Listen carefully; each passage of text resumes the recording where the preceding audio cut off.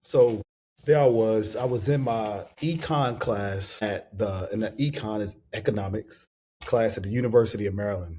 And in that class, we talked a lot about complicated world topics, world subjects like supply and demand, a lot of the things that we're seeing going on right now in our current economy, where supply and demand of what other countries need versus what we supply, the cost of those things were the main topics. And so this was my first time diving deep into the subject. And at that time, I had a good friend. His name was Ahmed, and me and Ahmed, me from being from Prince George's County, Ahmed, he was a Indian American. And as we were talking about the subject, one of the things I brought up to him was how did his family teach him about wealth accumulation? Because I wanted to compare it to what my family had taught me about wealth communication, which was basically nothing. And so when we were having that conversation, he said, we do these different type of life insurance policies, we start businesses, we support the family business. We try to get engineering jobs and create these high paying positions so that we can reinvest that back into the family. And what I came away from talking to Ahmed was his family had a system that worked, and we can clearly see it working. Especially, I saw it working when I at the University of Maryland, and as you go to different parts of the DC area, you see it working within his community. And so for me, the one thing in Fed Legacy and the reason why we do these webinars is because how many of you all grew up with a system as detailed as a mid system was? Because we all live in the world, right? And there's an economy that runs the world. And what is your system to be able to take advantage of this economy? Because whether you take advantage of it, play the game or not, the economy is going to continue to move on with or without you. And so today we're going to talk about, and we talk about it a lot, but is the system that we created within Fed Legacy to help strengthen the economics within our community that you as an individual can contribute to for your family first and then the broader community. And so we want to make sure that you, like Ahmed's family, is taking advantage of the system that helps strengthen the economy within your personal life, your family, and ultimately your communities. Okay. All right. So here's the problem. When it comes up as a federal employee, you have no system. We know your TSP is going to continue to grow when you retire. Your pension is there. Your Social Security is expected. These are three things that we know are going to happen as a federal employee, right? But just because those things are there, there's a system that you need to use to be able to grow the economics in your community. Now, you didn't do anything wrong, right? And so when you retire, if the system is not working in your favor, you can oftentimes feel like you're going to run out of money, right? If a health emergency occurs, what do you do? Is it okay to retire if you're still working? Because you're just not quite sure how to take this system that is there and make it work for you. And so one of the things that we've developed at Fed Legacy over our 17 years of existence is we've taken, thousands of clients that we have, and we put this into a system to make sure you understand how to not run out of money. One of the first things we always oftentimes address is, okay, let's be able to create an income plan so a person doesn't feel like they're going to run out of money. How do we also create a plan where if a medical emergency happens, how do we make sure that when that time comes, there's zero stress? And so the way to get that clarity over complexity is you want to make sure you have predictable income. That's number one, predictable income, right? Looking at your income, making sure when it's coming in, it's predictable. You understand it. You have an estimation of what it's going to be because you don't know what the cost of living is going to be every year. But if you have a system that has an estimation of, okay, here's where I should be, right? You can plan really well when you do that. The next thing is control taxes. I was talking to a client this week. It was a husband and a wife, and they're in their early 70s. Well, the husband is at 73, the wife is at 71. And so the husband has already gotten a letter talking about his RMDs are coming due soon. And as we're going through their RMD calculations, again, this is the second time I met with them, and we were really digging deep. They realized their RMDs are going to be pretty significant, but not only are their RMDs going to be significant, because in their case they have to take 41,000 out of their TSP as a required minimum distribution, it's going to push them into a higher tax bracket overall that they didn't plan for. And last year they owed the IRS. And again, these people are in their 70s. They didn't have an idea that they were going to have to pay the IRS 41,000 a couple of months ago. And this is the reason why they reached out to us, because they needed some support in that. And so what you want to do is you want to make sure you have controlled taxes. You don't want the IRS controlling your money because you haven't paid taxes on it yet, and then telling you, like they did them, okay, this is how much you have to pay in taxes, because they just didn't have a plan, right? They just didn't have a plan. No blame on them, but they just didn't have a plan. And so what you want to make sure is you're controlling that narrative. You can never avoid taxes, but what you can do is you can reduce the impact of taxes on you. And so number three, clarity over complexity. You want to have each one of your buckets. You have your TSP, you have your first pension, you have your social security, and then the other type of income you have. You want to make sure that each of those roles is defined. And what I mean by that is it's you got a first pension. Is that going to be enough? Is your first pension the money that's going to pay your mortgage every month? Right. Okay. That's that. Social security, that's going to pay the rest of my bills. And my TSP, I'm going to use that for vacation. Or is it, you know what? My TSP, I'm gonna take a little bit out of that because I want to have my dream car. So I'm gonna create a system where I'm taking $1,000 a month out of my TSP because I've always wanted a BMW X7, or I always wanted a Range Rover. I've had some people like that. I always wanted a top of the line Maxima if they still make those, but whatever it is. Or I always wanted to pay for my grandkids' college. You want your money to have defined roles because when your money has defined roles, it gives you clarity. And I can tell you so many times how we've had those conversations where we say, all right, what is the ideal retirement? It's one of the questions we ask. And what does that look like over the next 5 years? And people say all types of stuff. And in order to connect the dots, you want to make sure that the dollars that you have has a role. If it doesn't have a role, what ends up happening is you get frozen in fear, frozen in confusion, and you don't make the necessary changes. It's very simple when you retire, if you have a plan, to buy your dream car. You worked 30 years in the government. You worked 30 years catching the train to DC, sitting in traffic on 95. If you're in the DC area, I'm just from the DC, so I know those roads well. You sit on 295 for years. You're retired now. You should be able to buy a BMW, Benz if you want it, whatever it is that you want. Or you should be able to go to Europe for a month. The thing is, or wherever you want to go, Africa, because your dollars have defined roles. Once you have a plan, it's much easier to do that. Next thing is control growth. You want to make sure you have control growth when it comes to the market.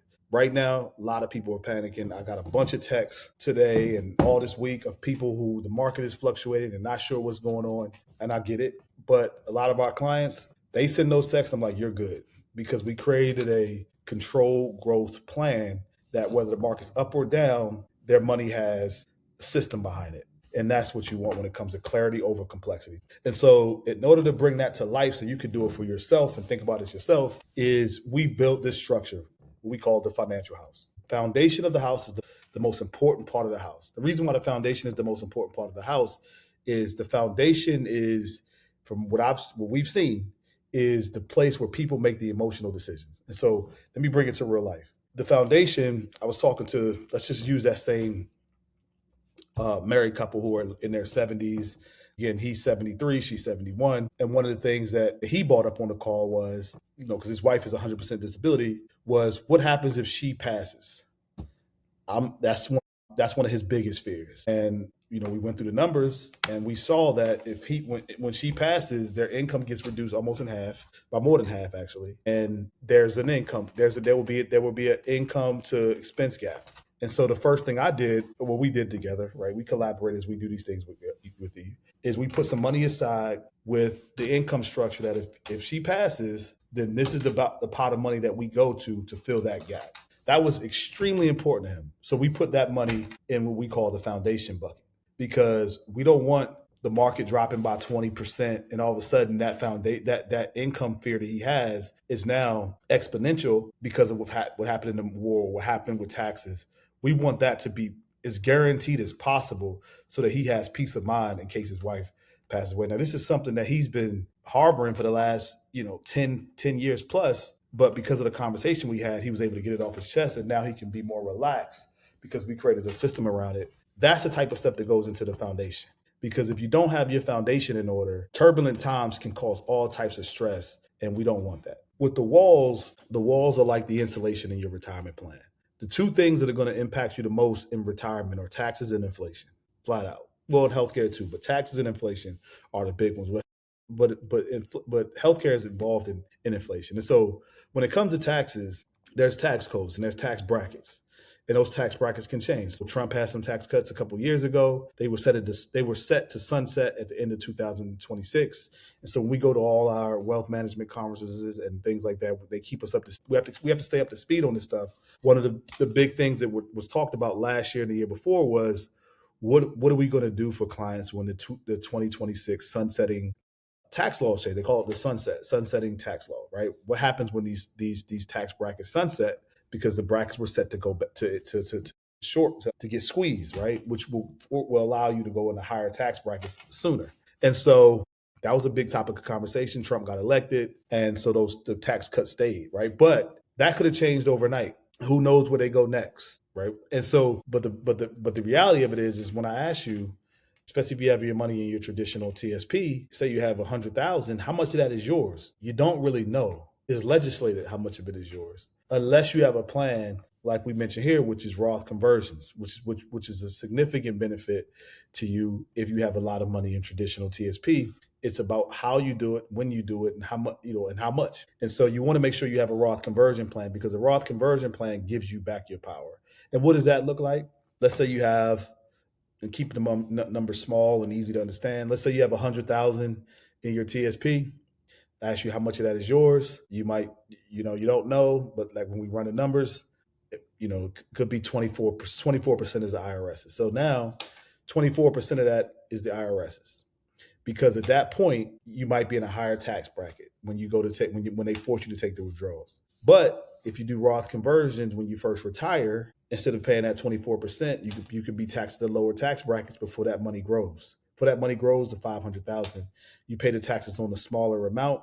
So as your money continues to grow, you owe Uncle Sam a whole lot less. And so, I've showed that example before, but that's something that you want to make sure you have in your retirement plan is a Roth conversion strategy. Because what that ultimately does, it helps you manage the brackets better the older you get. Going back to that couple that I talked about earlier, the reason why they were in that 35% tax, 30, I think the 32% tax bracket, is because their income was high, because the cost of living every year when you retire, your cost of living continues to go up. The Social Security also goes up. And so their tax bracket was getting higher and higher. And because their TSP had reached such a higher amount, they had to take that 41,000. It pushed them into this higher tax bracket. They could have avoided that a long time ago. That's an example of bracket management. If they would have Roth converted those accounts 7 years earlier, they would have never reached the 30% tax bracket.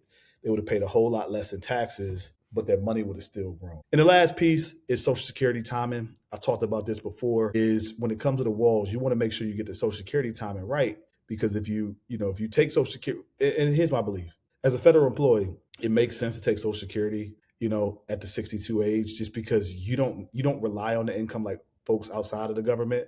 And so, we could do a whole webinar on that. And then the last element of the financial house, we call the roof. And the roof is significant in times like this, where you see a whole lot of market fluctuation, because this is the time where people lose out on so much wealth.